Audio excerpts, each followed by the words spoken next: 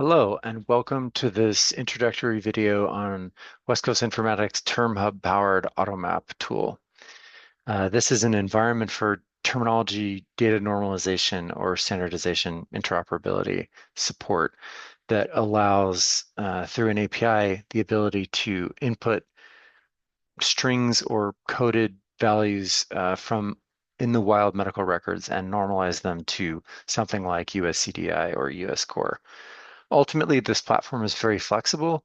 It is a terminology linking platform that is powered by various AI features and enables users to bind content from input data sources to terminologies that they need to use for their specific use cases. USCDI is a common clinical case, but it also can support payer use cases or research use cases for FDA submission or audit scenarios or other kinds of things where the coding environments are different and the kind of data that we're trying to map is different.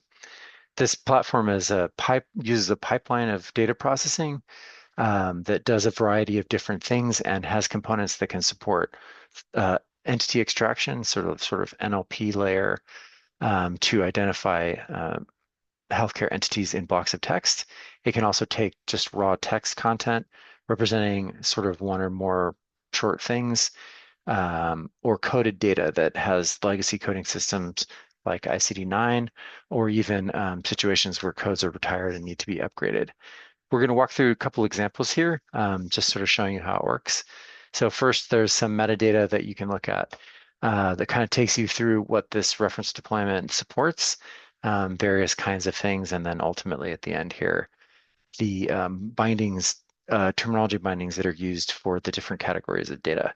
So allergies go to ArcSnorm and SNOMED, vital signs and lab results go to LOINC, medications are ArcSnorm, so on and so forth.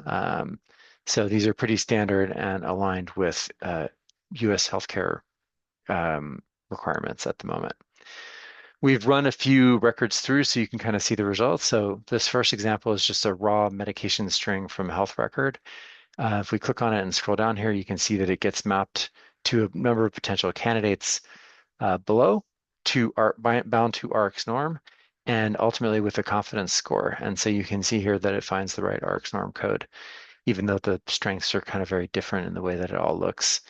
And so, we've turned textual, hard to map and hard to work with healthcare data into coded data that can be used for a variety of different purposes. There's a lot of kind of crosswalking things that can happen too. So if you have NDC-oriented data, it can be mapped to ArcSnorm for medications. And then here's an example of taking ICD-9 coded data and mapping it to SNOMED or ICD-10-CM. So the ability to kind of uplift older data.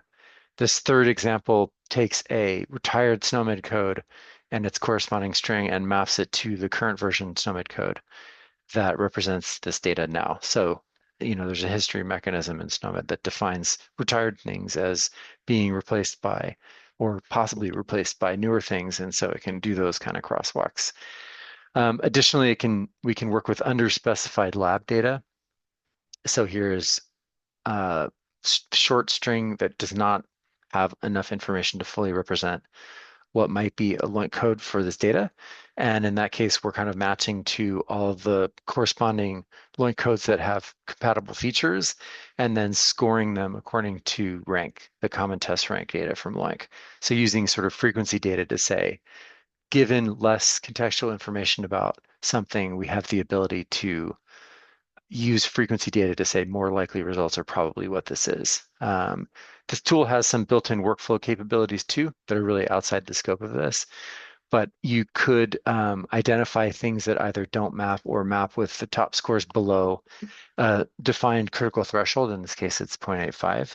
And then it lets you kind of make choices to tune the behavior of the application. We'll cover that in a later video. So that's the sort of core idea. This can also support units normalization and normalization of features of fire resources like body parts and staging and things like that.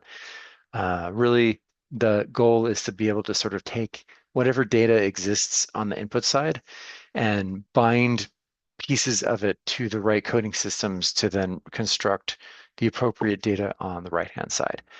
So you can clean fire data if you have a way of converting CCDAs to FHIR, you can then reprocess that to upgrade the terminology bindings where it lacks them. And similarly, there's opportunities for using clinical notes, identifying entities within them, and then properly coding them while retaining the kind of start and end indexes in that block of text where those entities exist and the varying possibilities that represent them.